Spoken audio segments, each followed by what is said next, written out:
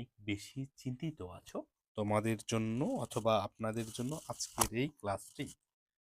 যারা right from verb পারো না, বুঝতেই পারো না যে কিভাবে কি অ্যান্সারটি লিখবা, আমরা ওই ধারাবাহিকতায় আজকে এই ক্লাসটি এমন করে সাজিয়েছি যেন বেসিক থেকে অ্যাডভান্স পর্যন্ত প্রত্যেকটা বিষয়ে তোমাদের জন্য কভার ওভার হয়ে যেতে পারে। দেখো, অনার্স দ্বিতীয় বর্ষ কি বলা হয়েছে, if I were a king. If যদি আই ওয়ার এ কিং, আমি যদি রাজা হতাম, তাহলে এখানে ইফের যে ব্যবহারটি রয়েছে, আমরা জানি ইফ মানে কন্ডিশন অথবা কন্ডিশনাল সেন্টেন্স। তাহলে এই যে ইফের পরে সাবজেক্ট ব্যবহৃত হয়েছে, এরপরে ওয়ার ভার্বের ভি টু ফর্ম, ভার্বের ভি টু, ওয়ার হলো এখানে ভার্বের ভি টু রূপ, ভালোভাবে লক্ষ্য রাখতে হবে। এরপরে গ্যাপ রয়েছে, এই যে আই হেল্প দা পোর, তাহলে দেখো এখানে যে বিষয়টি মাথায় রাখতে হবে, এই যে আই এর পরে যেহেতু এটা ইপের নিয়ম রয়েছে এবং ইপ যুক্ত ক্লোজটি পাস্ট টেন্সে রয়েছে, তাই এখানে উড কুড মাইট ব্যবহৃত হবে। কি ব্যবহৃত হবে? Would could might. তাহলে দেখো অ্যান্সারটি হবে কি আই উড। আমরা জানি উড কুড মাইট, এরপরে ভার্বের বেস ফর্ম ব্যবহৃত হবে, কারণ এটি হলো সেকেন্ড কন্ডিশন অথবা সেকেন্ড কন্ডিশনাল, এরপরে ভার্বের বেস ফর্ম ব্যবহৃত হবে। আশা রাখি বোঝাতে পেরেছি। তাহলে অ্যান্সারটি হবে কি যে উড, এরপরে হেল্প যে ভার্বটি রয়েছে এর কোনো পরিবর্তন হবে না, হেল্প আছে, হেল্পেই থাকবে। তাহলে তোমাদের যখন অ্যান্সারটি লিখবা তখন পুরোটাই লিখতে হবে এবং উড হেল্প এর নিচে আন্ডারলাইন করে দিতে হবে এইভাবে। ওকে, এর নিচে এভাবে আন্ডারলাইন করে দিতে হবে। তারপরে দেখো, it is time, it is high time, আরেকটি নিয়ম রয়েছে, it is time, it is high time. এরপরে সাবজেক্ট রয়েছে, যখন সাবজেক্ট দেওয়া থাকবে এরপরে ভার্বের ভিটু ফর্ম লিখতে হয়। সাবজেক্ট যখন দেওয়া থাকবে এরপরে ভার্বের ভিটু রূপটি লিখতে হবে। তাহলে এখানে ফিনিশ আছে, অ্যান্সারটি হবে ফিনিশড। দেখো এই যে অ্যান্সারটি হবে এভাবে ফিনিশড।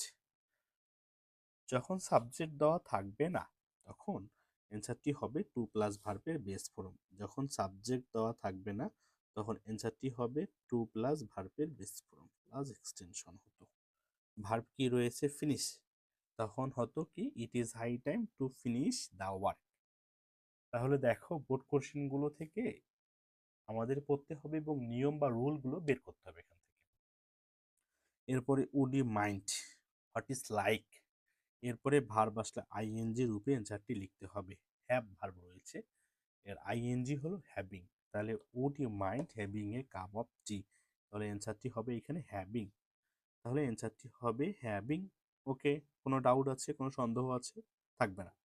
এরপরে বলছে I dream a bad dream, I dream a bad dream last night. দেখো এখানে past tense, last night past tense indicator রয়েছে এবং বুঝে নিতে হচ্ছে যে ভার্বটি ব্যবহৃত হবে ওই ভার্বটি পাস্ট টেন্সে হবে। তাহলে ড্রিমের সঙ্গে ইডি যুক্ত করে দিব অথবা ড্রিমড লিখতে পারি, ড্রিমের সঙ্গে ইডি যুক্ত বা ড্রিম লিখতে পারি। ওকে, তাহলে ড্রিমের সঙ্গে কি যুক্ত করতে হবে? ইডি যুক্ত করতে হবে, কারণ এখানে কি রয়েছে? পাস্ট ইন্ডিকেটর রয়েছে। তারপরে আবারও পাস্ট ইন্ডিকেটর রয়েছে, বলছে উই সেলিব্রেট, আমরা উদযাপন করি আওয়ার ভিক্টোরি, আমাদের স্বাধীনতা, অন 16 ডিসেম্বর এভরি ইয়ার। তাহলে এখানে দেখেন,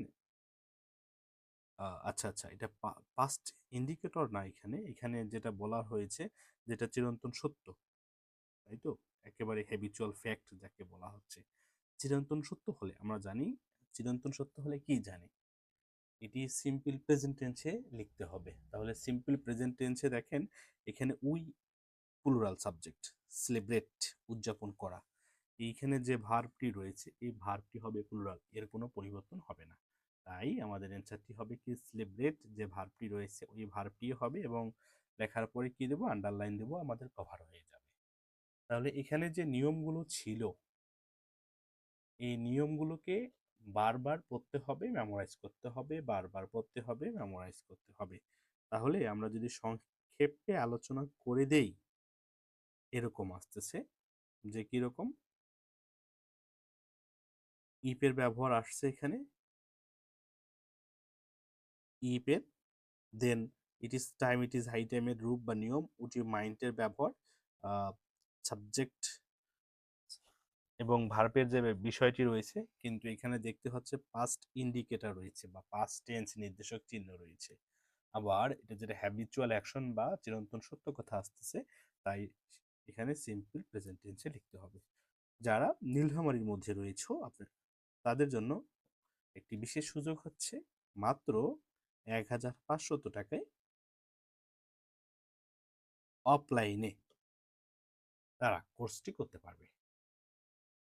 ১ নাম্বার টপিক থেকে একেবারে সর্বশেষ টপিক আমরা আলোচনা করব এবং শিওর পাস, যেখানে পাস করলেই হবে এই সাবজেক্টে, ওই পাসের জন্য পড়ানো হবে। এর পাশাপাশি যাদের গ্রামারের একেবারে উইক জোন রয়েছে, যারা subject, verb, tense, number, person, close, fresh চেনে না, তাদের জন্য ক্লাসগুলো অনেক ইফেক্টিভ হবে এবং তারা এই ক্লাসগুলো করে ইন ফিউচারে অনেকগুলো পরীক্ষায় তারা এই বিষয়গুলো ইনক্লুড করতে পারবে বা মিলিয়ে বা গুছিয়ে পড়তে পারবে।